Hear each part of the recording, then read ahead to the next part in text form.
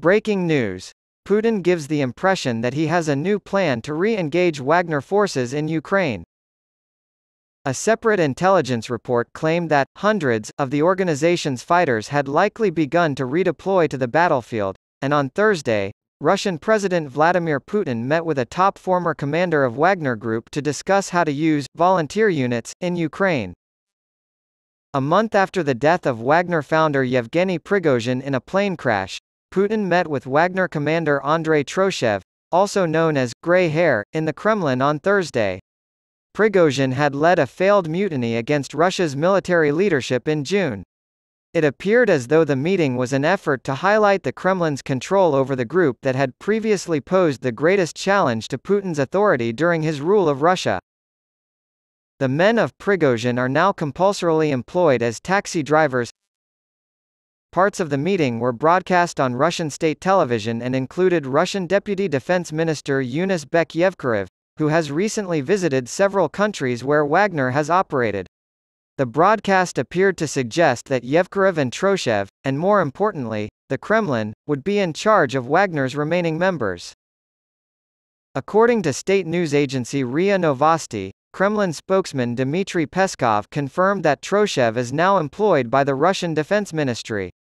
Putin ordered the mercenaries to swear allegiance to the Russian state after Wagner's failed rebellion and Prigozhin's death, despite opposition from many of the mercenaries. Putin was seen on state television telling Troshev that the two had talked about volunteer units that can perform various combat tasks, especially, of course, in the zone of the special military operation, referring to the conflict in Ukraine.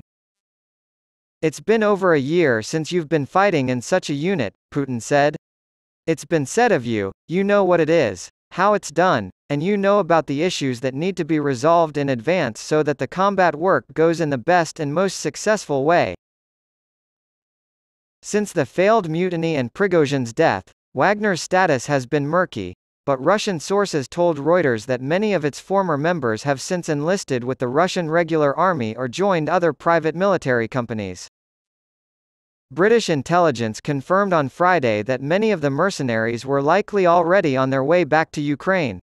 The UK Ministry of Defence has stated that in recent weeks, up to hundreds of fighters formerly associated with the Wagner Group private military company, PMC, have likely begun to redeploy to Ukraine as individuals and small groups, fighting for a variety of pro-Russian units. According to the report, Wagner had already pulled out of Ukraine by early June, prior to the mutiny and the deaths of Prigozhin and other Wagner leaders.